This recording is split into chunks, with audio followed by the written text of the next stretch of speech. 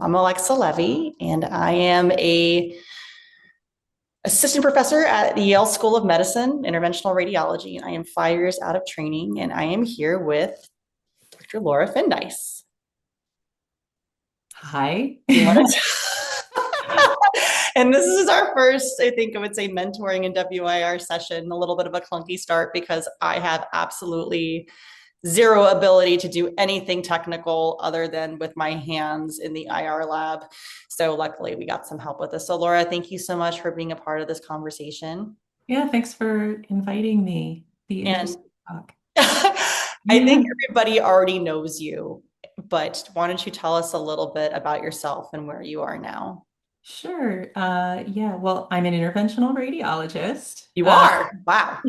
Wow. I've practiced a whole bunch of places. I've been a chief of IR. I've been a chair of radiology. Was the chief of radiology at Grady Health System, which is where Alexa and I met at Emory. And then I moved into health policy, and I worked in Congress for a little bit, and then I worked at CMS as the director of national coverage policy for Medicare. And now I'm doing some consulting and doing IR part-time and living my best life. Which is insane. You've done so much and still accomplishing so much more. And you were SIR president at the time. I think I was at Emory as well. Yeah. Yes, that was 2019 to 2020. We had the start of the pandemic when I was president. It was an interesting time during training. And so Yeah. I can say that when I met you, it was so cool to have this strong, poised female powerhouse who just, you always seemed like you had everything so together. And you were always so straightforward in the way you spoke and never spoke in circles, which a lot of people do. And I always knew I could get something straight from you and get good explanations from you. And were always somebody that I looked up to. And the questions that I think I had when I was graduated medical school with my uncle to now, this was me fellowship. This was what I did me because I love to cook and all of the Super things cute. that Bill Baggiolini helped arrange and Janice Newsom for us when we left. To my first years attending to now, everything has changed, I would say. And the questions that I have and the answers I get and how I respond to answers, I think have completely changed. We were sitting recently at the WIR council meeting, and I'm so excited to finally get involved more in SIR. And I'm like, oh, there's all these things I want to do. And I remember talking, and you were there, and I was so happy to see you. And you kind of gently patted my leg and said, "It takes time." And so it was awesome because I think that had that first happened, my response maybe 4 years ago would have either been like, no, I got this. Like, it won't take time. I'll fix all this. Or maybe I just really need to be quiet and put my head down versus looking more towards the future and the next year. And I think getting to see who the players are and understanding the landscape. I never really asked you exactly what you meant by it takes time. Because I think it's very easy to take it at face value, but what was the meaning behind that? I think in general, I mean, so when I came out of training, I went to a place where I was the only interventional radiologist in the whole city and, was building an interventional radiology program within a cardiology and vascular surgery program. And, I came out feeling like I was all that, in a bag of chips and could do anything and just hit everything like a bulldozer. Um, and I accomplished a lot, but I also, didn't make a lot of friends. And I don't think that's not a sustainable way to be in a place. And so one of the things I think I mean by it takes time is, taking the time to learn the landscape, like you said, learn the people, learn the levers, what are the mechanisms for influencing the different people that you need to influence. Now, people who worked for me like 2 years ago might say I never learned anything. So it's possible that I'm still just a I'll bulldozer. take your advice with a grain of salt. No. But it is like, it's interesting because your response to that was both parts, right? It's both parts. It's put your head down, but also like ignore them and just do what you want to do. I think like it's finding the blend between those two things, I think, because you're not wrong about what you want to change, right? You're not wrong about what you want to fix, but you want to be successful. So it's like when to be quiet, when to be loud. It's a hard one. It's so hard. I would say I've slowly gotten better at it. And I think interacting with you as well, and Carolyn Meltzer, who's now the dean of the Keck School of Medicine, was very good about doing this and taking a breath and then kind of responding and trying to learn to do that a little more and be less reactive to Hmm. things and process and kind of come up more with a game plan so that you are aren't pursued as somebody who is coming in and trying to change everything, may or may not be ungrateful for what they have or what they don't have, and may come off as abrasive, even if that's not your personality at all. Hmm. Yeah. Yeah. I mean, I think it's hard to be purpose driven, because sometimes you can look at things and just, it's like, whatever, I'll be much more comfortable if I just sort of like go with the flow, just become one of them, it's all good. But I think when you really have purpose and you really see like what needs to be different and better for your patients and for the people around you, the people you work with, for your community, it can be hard to sit back and just be quiet and go with the flow. And there's nothing wrong with that. There's nothing wrong with like really wanting to drive that change, but there is so much like nuance in actually getting the boulder to move, right? Like you can't just lean into it. Like you got to get levers under it and you've got to like, figure out the like what are the physics, what's the physics of this boulder and Oh like gosh, I thought I left physics behind. no physics it's in everything. No, I could not agree more, especially with now. I'm trying to get something going with a prospective study, and it's who are the players, who's involved, how do I get them interested, how do I get support, how do I get support from people who other people trust, who other people, they already have buy-in from those people and people support them. I'm brand new. And so nobody knows who I am. Nobody really knows what my intentions are. And it's a very humbling reminder that you can do a lot at one job, but when you move to a new place, you are starting fresh over again. And you have to rebuild those connections and rebuild trust in the local community, within your own colleagues, within the referring providers. And that takes time with Mhm. with patients. And it's really hard to be patient sometimes. It is, but I think if you have those expectations going into it, like I'll always tell people it takes 2 years. It really takes 2 years for people to know you and trust you and for you to like really be building like your own practice where like people are consistently thinking of you first, right? Because there are those patterns in their relationships, and then you've got to really be careful that in building those relationships yourself, you're not depriving your colleagues of their relationships, right? So, you may want somebody to be your bestie, but if they're already somebody else's bestie, you know how that turns out, right? Like it's not great. No, it's a lot more, I guess, as I said before, and you've mentioned like thoughtfulness into going into Mhm. it, being like, oh, I'm outgoing and I'm happy and like people will like me and it's great. And I'm going to do this because I care about patients, but there's much more to it than that. And even if you're doing something for patient care to move the field forward, you have to make sure that you're not taking away from other people in the process, whether that's funds, whether that's resources, and then understanding how resources are currently allocated. It's it's this whole different world. And I think being in private practice helped a little bit with some of this awareness. And then the additional politics of academics kind of comes into it a little bit. Yeah. Well, yeah, and you also, the other thing you have to be careful of is not implying that those other people don't care about patients, right? Like, and it can be very, you like that delicate language about, I want to do this because I care about patients, so I'm going to change the way you do things. Yeah. Like, Yeah. well, but Like, no, I'm just here till 8 p.m. every day just for fun.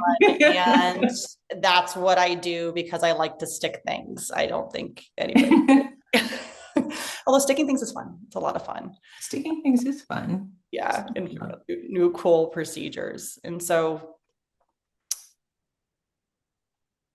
how did you navigate, right now, I don't think I would have ever thought I would have found something I cared so much about, which for me is long COVID and trying to get standardized procedures out there for this. Patients that I see benefit so much from a procedure we do, and insurance doesn't cover it, and the cost associated with that. And then finally found like this passion and this drive to kind of push me forward to kind of lead me to where I am now. And now I think getting more involved in SIR, what has been your path? I mean, it's just,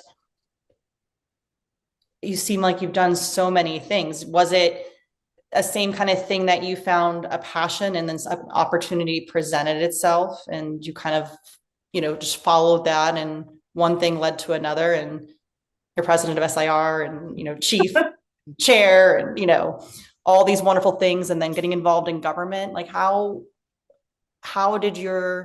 does a career happen?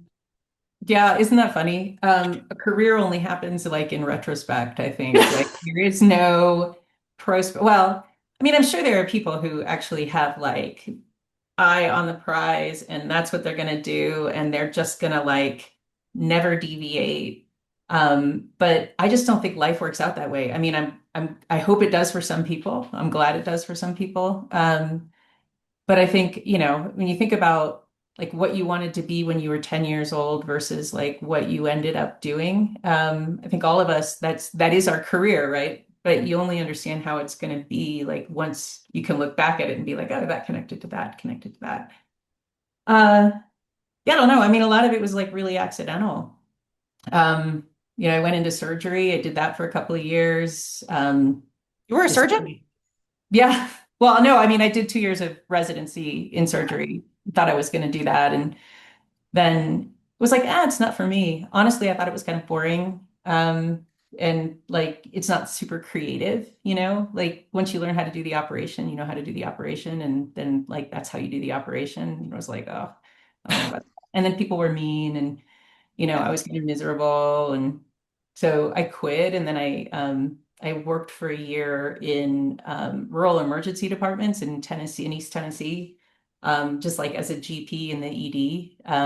And that was like super informative because you realize like how horrible access to really high quality medical care is in a lot of communities around the country. So that's like been like this anchoring sort of value for me since that time. And then I accidentally ended up in radiology. Like I interviewed for everything, didn't know what I wanted to do. I went to a couple of programs like these people are nice. I'll do this. Like I totally didn't like they seem nice. They seem happy. I Not can throwing do that. scalpels at me, telling me to get the hell out of the OR. They're smiling. They're Right. go to Yeah. They work. like Ate they're lunch. cordial to each other, like all of that. And then the funny thing is, though, I had had an IR procedure when I was like 19 years old. I had Paget Schroeder, and I had a Oh, thrombolysis. wow. But I never knew I had an IR procedure because the vascular surgeon took care of me. And so, like, I go into radiology, and then I'm like, that is super cool. Like, what is that? And then like it was all over, right? Like there was a question what I was going to do, but it was a complete accident that I ended up discovering this passion for a thing that was just this perfect blend of everything I loved. It's creative, it's interventional, you deal with patients in like some of the hardest times of their lives, and you make a huge difference and you get to work with every part of medicine, right? You just learn like constantly. So, who knew, right? And yeah, then I think just like like we were talking about the just the desire to make things better, make things function better, the process, the people, the care we give our patients. And so then you're like, well, I want to fix it. So then you go to like the next job and you're like, well, this still, I can't fix it here. So I go to the next job and I still can't fix it. I got to go to the next job. Oh, I still can't fix it. I got to go to Washington. I still can't fix it. So yeah, I think it's that pursuit. It's a lot of accidents and the pursuit of, better, I think. What was something, I guess, impactful that a mentor or a sponsor, and I think it's important to know there's a difference between the two, or they can be the same, and maybe you can go into that a little bit, is Mhm. that has said to you in the past, and I think has maybe kept you kind of going? Because sometimes I do feel like, and not yet, I'm just like a few months into my new job and I really love it and it's been great. But sometimes you do feel like you're hitting a wall and you're not sure where you're going. And it's hard to keep things in perspective and remember why you're doing what you're doing. So, is there anything that kind of keeps you anchored? Yeah. Um, It's a lot of questions, actually. So, people said to you and well, everything I think, else. there's also anti-mentorship, which can be very powerful. Because I think success is the best revenge. And I probably shouldn't say who it was, but there was a leader in my surgery residency when I told them that I was going to leave. And he said, what are you going to do? And I was like, I really don't know, but I know I don't want to do this. And he said, well, you know, maybe you should just have babies and let your husband work. And like that just lit a fire for me.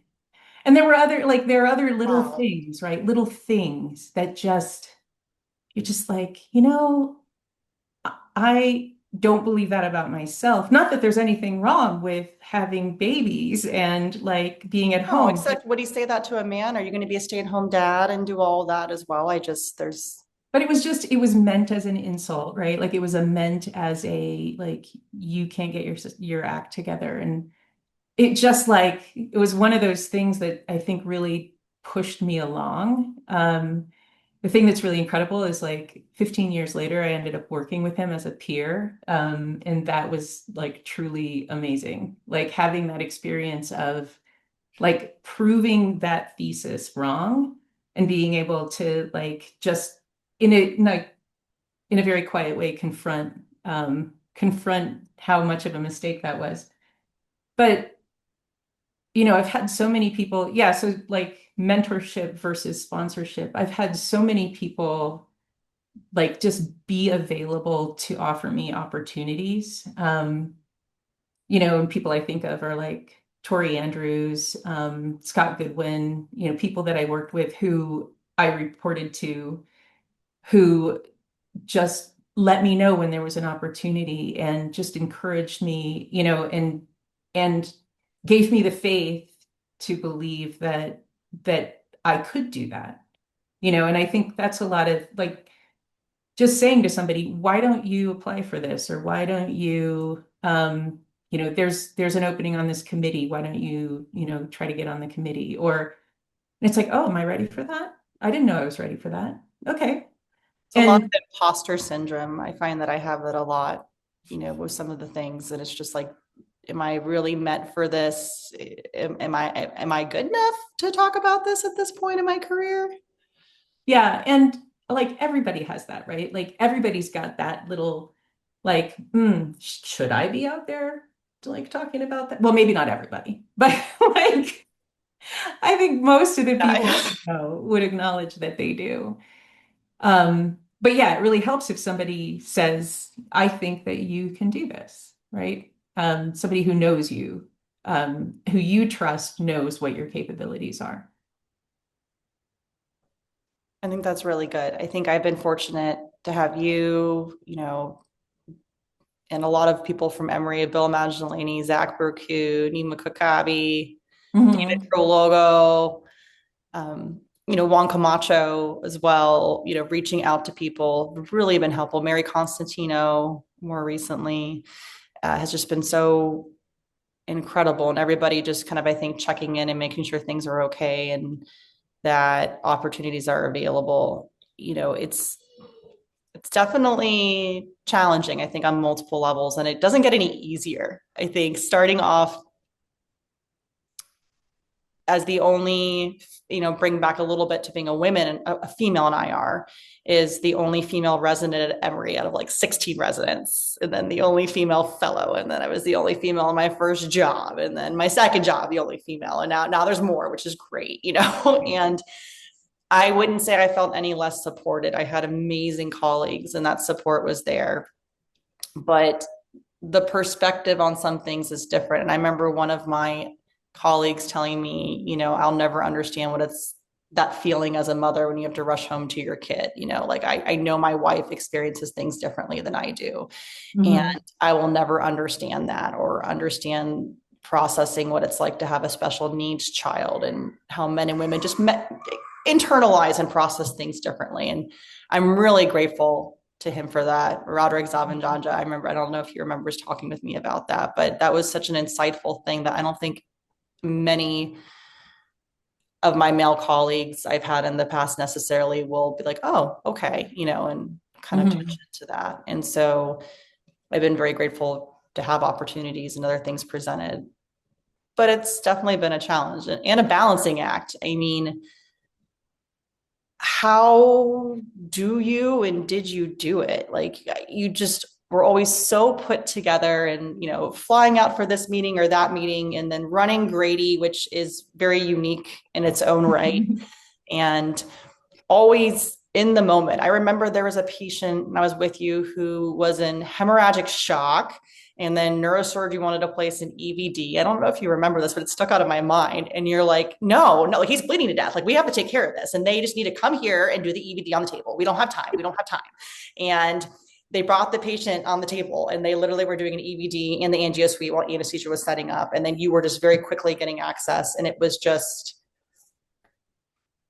so incredible at how calm and poised you were at managing everything. And I think there was one more procedure and then you would fly it and just how can you do all of those things in such a poised control manner and manage all these things that you have to do? Mm. Uh, I got a big wall calendar now and it's full, but at least my nannies can see it. So they help me manage stuff, but myself, I'm still working on it. yeah, I don't know. I think, was there a little bit of mania involved? I'm not sure. Uh, yeah, I don't know. I mean, I think there definitely like was that a very long period in my life where I was just like really hyper focused on like getting everything right. Um, and that, there's good and bad in that. I think like getting everything right at work doesn't necessarily mean getting everything right outside of work, Yeah. and I think I did a good job focusing on work. But for a long time, I didn't do a good job focusing on the things that were probably more like nourishing for me. And I think that that is a true balance. Like, I mean, I don't have children, and I made a conscious decision that that wasn't a direction I was going to go in my life, partly because I felt like I don't know that I can balance those things. Um, and so I think like there are a lot of choices we make in our lives. And I mean, I'm very happy with the choices I've made in mine, but I don't know if I could have done that. Like this whole that you can have it all. I think probably I got to a point where like I was probably pretty lonely and pouring everything I had into, work, which was super satisfying for a while. But like for now, I feel like I've got a lot much better balance in my life. And so you know, I think we all need to give ourselves a break and realize like we can't do everything. And so if somebody looks like they're doing everything, there's probably something they're not doing, right? And maybe not doing as well as you are. I think that's very good to bring up because sometimes, again, it's like the people who look at the Instagram pictures and are like, wow, these people have everything and they're so happy. And really, like, they're incredibly dysfunctional and yell at each other every night. And their kids are terrors and like Yeah. smear poop all over the house. I don't know. I don't know why that popped in my head. Maybe because my kid did for a few years. Well, And so, I'm really glad I'd never got on Instagram. Like there's all this stuff. I was like, I thank I thank God for like when I was growing up and didn't have to like be immersed in all of that stuff. Like when we had a picture taken of us, we didn't know what it was going to look like for like weeks or maybe until it months, got processed, right? right? Like, This yeah. here and now and everything culture. And yeah, I think it's taken time for me to realize, and I have to keep reminding myself too, that this word balance, I don't really think there is a true balance. That actually, I think there's what works best for you in the here and the now, and what's really important to you, both long term and in the moment. And Yeah. sometimes they're conflicting. And I don't know. I mean, when I think of balance, like, do you really want to walk on a balance beam? And like, I mean, is that comfortable and happy? This idea that you have to maintain yourself in this like perfectly aligned, straight up and down sort of like physical space in order to not like fall and hurt yourself. Like to me, Yeah. or like on that little ball thing with the, you know, A the Bosu? ball. Yeah. Like none of that feels very comfortable to me. I don't know why balance is something that it's like a good flaw. Like your life is inherently unbalanced. Like, Yes. yeah, Although maybe that's what the Bosu, maybe it's what it is like you're constantly wobbling and trying to like keep your core. And is my legs, or my legs doing it? Is it my core? Is it my arms? yeah. So Hoping I not to don't know. break my I mean, nose. balance, I've never really latched on to the like the balance thing. And I mean, obviously, right? Because like I really overdid it on one side and really underdid it on the other side for like a long, long time. But I think, you know, you're gonna go this way and then you're gonna go that way and you're gonna go this way and you're gonna go that way. And then, you know, then you figure out sort of which side is more comfortable, I guess. But yeah, I think it's an awful lot to like ask people to be balanced. Yes. And it's a struggle to do it. And I Yeah. love getting the emails from work, mental health, all this stuff. I'm like, yes, this email is super helpful. Thank you. How about, schedule getting out on time, other things that actually affect my balance in my Yeah. life, but I appreciate the email about the importance of balance and health and stuff. But Yeah. I'll work on that. Thank you very much.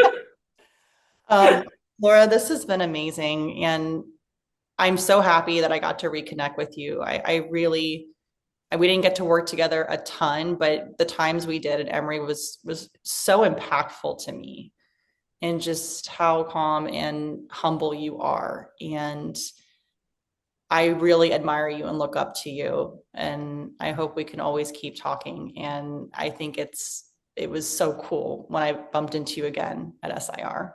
That was so cool. Well, I mean, that's so sweet. I always loved working with you. I love your energy and just your commitment, and it really shines through, like very clearly, like who you are. And it was so, yeah, that was so fun to walk into that room and just like see you. And it, you know, it's wonderful. And we definitely need to stay in touch and continue to share like where we are on each of our journeys and, you know, learn from each other. Yeah, and how it can go. And for those out there, I mean, like, mentors are out there and they're here to help you at all steps, from baby med student to fellow to still junior attending and working things through and constantly learning. And I'm so grateful for you. And thank you for being the first person to discuss mentorships. And I look forward to talking with you more. Thanks. Thanks, Alexa.